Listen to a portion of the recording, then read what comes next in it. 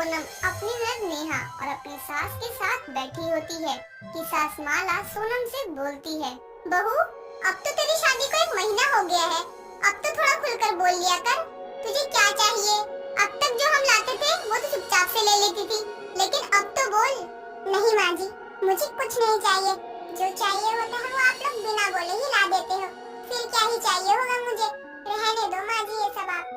अरे ऐसे कैसे भाभी, आज तो माँ बिल्कुल सही बोल रही है, वरना तो माँ किसी से कभी नहीं कुछ पूछती, उसे क्या चाहिए, आपसे पूछा है तो बोल दिया करो ना भाभी, क्या आप भी।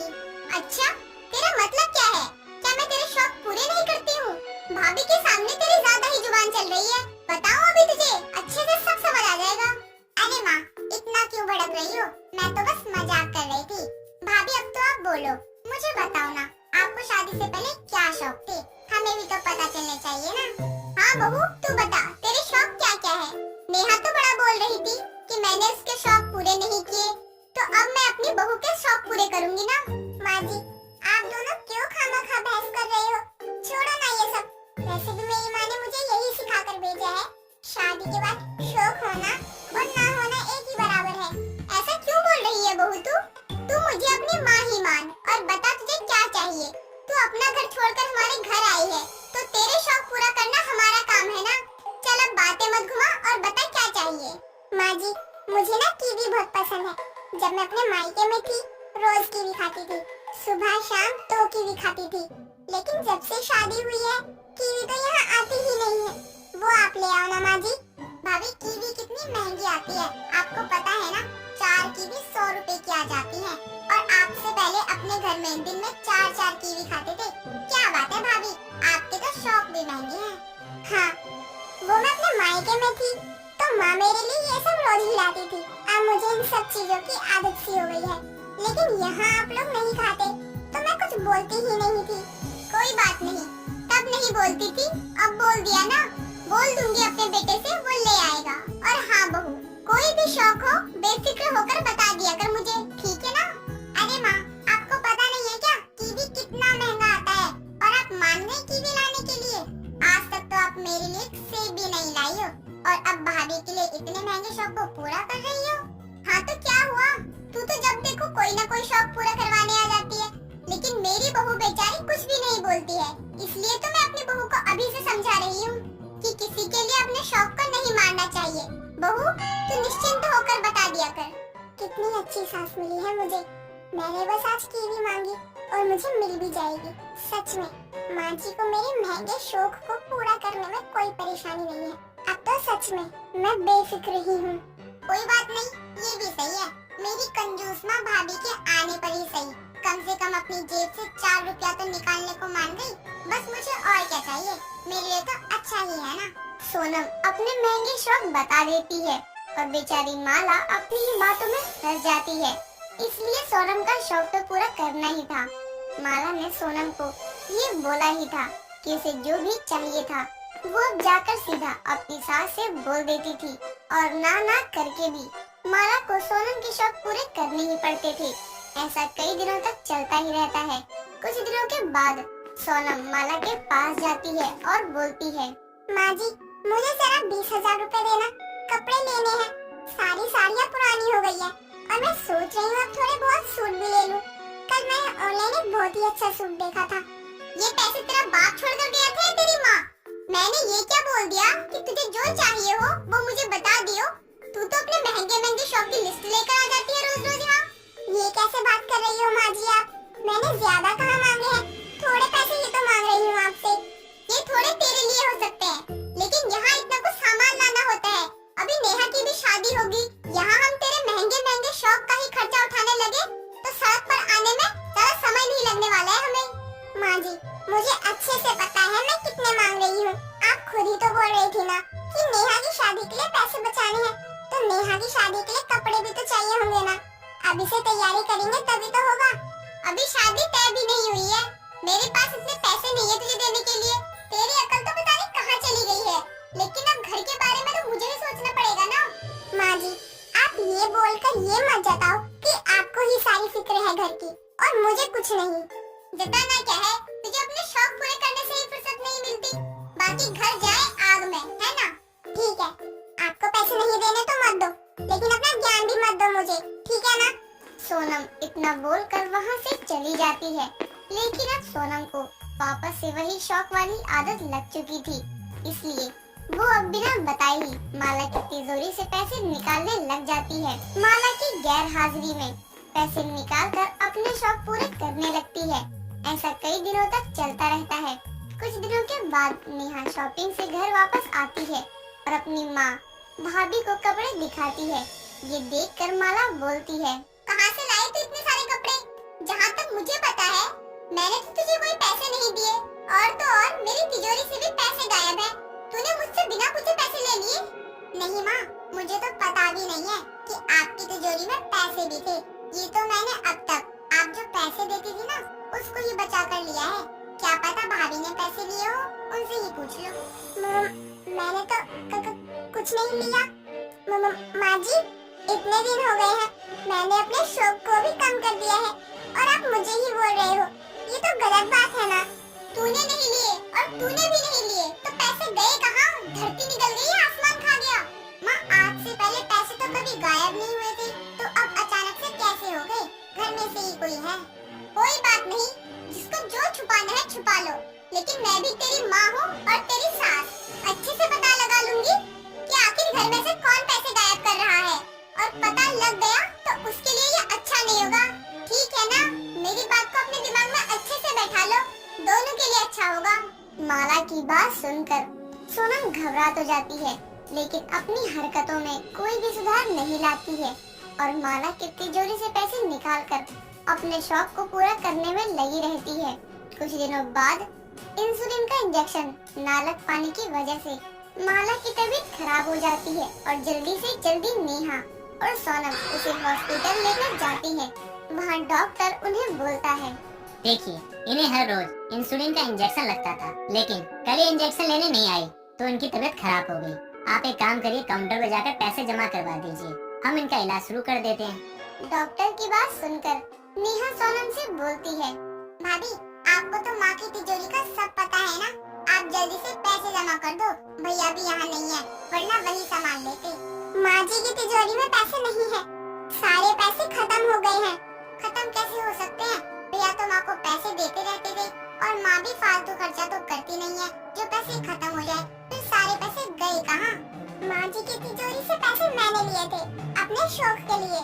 अच्छा, तो उस दिन जो माँ बोल रही थी वो सच था। भाभी, आज आपकी वजह से माँ की ये हालत है। आपने अपने शौक पूरा करने के चक्कर में घर में बचाए हुए पैसे भी उड़ा दिए। नेहा, तो चिंता मत कर, आज जो भी है मेरी वजह से हो रहा है, तो इसे भी ठीक मैं ही करूँगी। रुक जा, मैं कहीं से पैसे का इंतजाम करती हूँ, फिर माँ जी का इलाज भी हो जाएगा। सोनम अपने मायके से पैसे लेकर आती है और अपनी सास का इलाज करवाती है।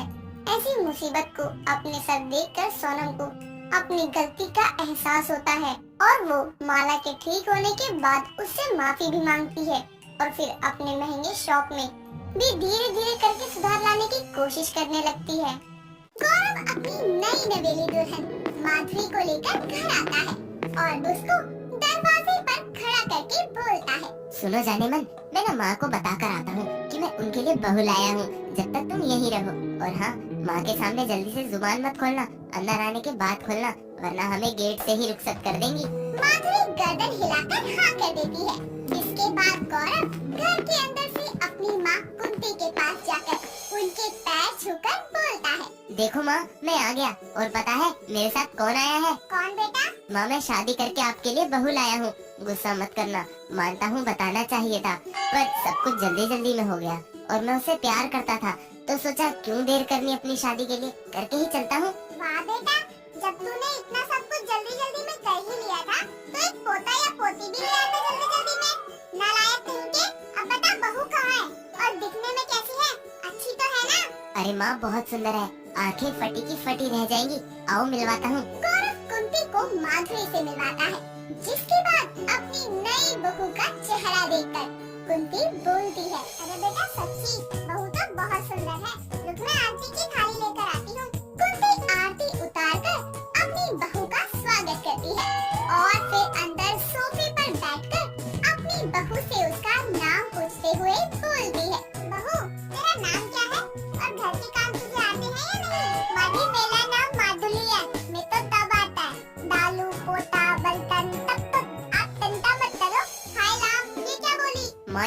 बोल रही हो? हे भगवान, नारायण, तुझे ये तोतली ही मिली थी शादी करने के लिए? देख, इसके इंट्रोडक्शन ने ही मेरे शब्द हिला दिए। हाय गंदी औलाद, जिंदगी में कोई काम तो ढंग का कर लेता। माँ, दिल मिलना जरूरी होता है, शब्दों का क्या है, वो तो इधर उधर हो ही जाते हैं। और ये ना खानदानी तोतली है। खानदानी तोतली? ये क्या कोई बिजनेस है जो खानदानी चलता आ रहा है? नालायक, साफ साफ बता क्या कहना चाह रहा है? अरे माँ, इसके पापा भी तोतले थे, उनके पापा भी तोतले थे और उनके पापा भी तोतले थे, लेकिन इसके पापा का कोई लड़का नहीं था, बस ये लड़की ही थी, इसीलिए खानदानी तोतलाहट इसमें भी आ गई। हाय राम, ये खानदानी बीमारी अब हमारे घर भी आ गई। मतलब आगे की पुश्तें हमारी भी तोतली ही होंगी। अरे माधी, आप तो तुतलाओ दी, आपके खानदान में थोड़ी ना टिप्पलम पलाए। पर तू तो हमारे खानदान में आ गई ना, तोतली कहेगी। माधुरी का तुतलाना देखकर कुत्ते की हालत ही खराब हो जाती है। वो अपनी किस्मत पर रोते हुए बोलती है, हे भगवान, ये कैसी बहू मिल गई? अब मोहल्ले में पता लगा ना तो सब मेरा मजाक बनाएंगे। अरे माँ, हम किसी को नहीं बताएंगे कि माधुरी तुतलाती है, और सबको पता भी लगा कि मेरी शादी हो गई है तो माधुरी सबको बस सर हिला के जवाब देगी। क्यों माधुरी, दोगी ना? हाँ हाँ तालवती, बेटा आप तेन दे, मैं वैसा ही तलूंगी। नहीं, मुझे तुम दोनों पर भरोसा नहीं है, इसलिए बहू तू घर से बाहर ही नहीं निकलेगी, ताकि किसी को पता ही न चले कि मेरे बेटे की शादी हो गई है। कुत्ते माली, कुत्ती चाहती थी कि उसकी बहू के आने का किसी को पता न लगे, लेकिन तभी उसकी पड़ोसन सरला उनके घर आती है और उसकी नजर कुंती के पास खड़ी माधुरी पर पड़ती है। तो वो कुंती से बोलती है, अरे कुंती, यह कौन है? यह थारी बहू है क्या? अरे गौरव, तू तो बड़ी सुंदर बहू लाया है। अरे कुंती, मुंह दिखाई के खर्चे से बचना चाहे है क्या? जो बताया नहीं थारे घर बहू आ गई। अरे नहीं नहीं सरला बहन, अभी तो आई ही है ये। मैं ही नहीं मिली तो बाकियों से कैसे मिलवाती, इसलिए सोचा कल बुलाती हूँ मुंह दिखाई के लिए। अच्छा, कल की सोची है क्या? चल बढ़िया, मैं सबको बोल दूंगी, तू चिंता ना कर, कल मिलते हैं। कुंती जिस चीज से बचना चाहती थी उसी में फंस गई थी। अब उसको ना चाहते हुए भी अगले दिन अपनी बहू की मुंह दिखाई रखनी पड़ती है। अगली सुबह सभी औरतों के घर आने के बाद जब कुंती माधुरी को लेने उसके कमरे में जाती है तो वो उससे बोलती है, देख बहू, नीचे सबके सामने कुछ नहीं बोलना, ठीक है? कोई पूछेगा क्यों नहीं बोल रही तो वो मैं संभाल लूंगी। कुंती माधुरी को सबके सामने लेकर जाती है, जहाँ पर सब उसका चेहरा देखकर उसकी बहुत तारीफ करते हैं। लेकिन तभी सरला माधुरी को टोकते हुए बोलती है, अरे बहू गूंगी है क्या? देख रही हूँ जब से आई हूँ एक शब्द न बोली। अरे नहीं, थोड़ी शर्मीली है इसलिए। कोई नहीं, आप तो आते जाते रहेंगे, कभी और सुन लेना आवाज। अरे कभी और क्यों, अब भी सुननी है। चल बहू, एक आधा गाना ही सुना दे ताकि हमारे कानों को भी सुकून मिल जावे। अरे मैं गा देती हूँ, उसको भजन वगैरह नहीं आते ना, मैं सुनाती हूँ। अरे जरूरी नहीं कि भजन ही गावे, जौन सा गाना गाना चाहे है वो गा दे। चल बहू, शुरू हो जा। सरला की इतना बोलते ही माधुरी मन ही मन में बोलती है, अब ता तलू, माधी भी तो नहीं बोल रही, एक काम चलती हूँ, गा ही देती हूँ। अरे गा बहू। ना तू ओ दिते यार, ते दिल पल देती ओ दया। माधुरी का तोतली आवाज में गाना सुनकर सभी लोग हंसने लगते हैं। ये देखकर कुंती बोलती है, तुझे बोला था ना मुंह मत खोलियो, करवा दी मेरी बेइज्जती। अरे कुंती, काहे की बेइज्जती? अरे कितनी फनी है थारी बहू।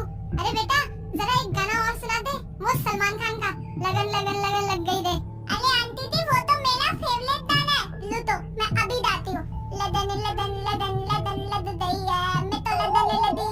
बहू बस कर, तुझे समझ नहीं आ रहा कि ये तेरा मजाक उड़ा रहे हैं। और आप सब, अगर आप सबका मनोरंजन हो गया हो तो जाओ यहाँ से। किसी की कमी कहियो, मजाक बनाने वाले पड़ोसियों से मेरा कोई लेना देना नहीं है, जाइए। कुंती को गुस्से में देखकर सभी उसके घर से चले जाते हैं। उनके जाने के बाद कुंती अपने बेटे को बोलती है, मिल गई शांति तुझे, मोहल्ले भर में मेरी बेइज्जती करवा कर। अरे इस तोतली के सिवा क्या बाकी लड़कियां मर गई थी कि तू इसको उठा लाया?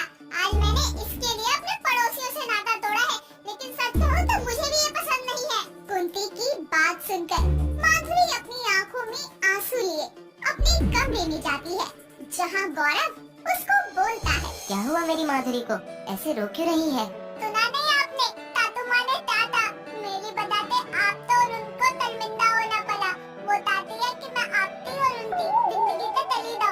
पागल हो, ऐसा क्यों कह रही हो?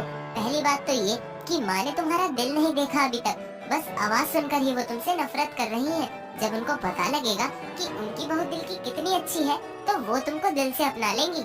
नहीं दौलत दी, मुझे नहीं लगता मादी में तो अपनाएंगी, इसलिए मैं तो तले दाना चाहिए। कौरव और माधुरी की बातें दरवाजे पर खड़ी कुंती सुन लेती है, जिसके बाद वो खुद से बोलती है, बहू मेरे लिए अपना पति और बसा बसाया घर छोड़कर जाने के लिए तैयार है, और मैं हूँ कि सिर्फ उसके तोतलेपन की वजह से उसको अपना नहीं रही। नहीं, मैं अपनी बहू को कहीं नहीं जाने दूंगी। इतना बोलकर कुंती कमरे के अंदर आती है और माधुरी को बोलती है, बहू तू इस घर से कहीं नहीं जाएगी, समझी? तेरे तुतलाने से मुझे कोई दिक्कत नहीं है। अब तक मैं सिर्फ तेरे शब्दों का फिसलना देख रही थी, लेकिन गौरव ने सही कहा, जिस दिन मैंने तेरा दिल देख लिया तुझे अपना लूंगी, और आज मैंने वही तेरा बड़ा दिल देखा है। मेरी खुशी के लिए तो अपना प्यार छोड़कर जाने को तैयार हो गई। मादी, अगर मैं तुतलाती नहीं तो क्या फिर आप मुझे अपनी बहू के रूप में स्वीकार कर लेती? हाँ बहू, मैं फिर भी तेरे को अपनी बहू के रूप में स्वीकार कर ली हूँ। तुझे कोई प्रॉब्लम है? वाह माँ, तुम तुतलाते हुए कितनी फनी लगती हो। ऐसा करते हैं, हम सभी तुतला कर बात करते हैं, फिर पता नहीं चलेगा कि असली तुतला कौन है। सही कहा। कुंती के सामने जब उसकी बहू की साफ दिल वाली छवि आती है, तो वो उसके तोतले होने की कमी को नजरअंदाज कर देती है और उसको अपनी बहू के रूप में स्वीकार कर लेती है।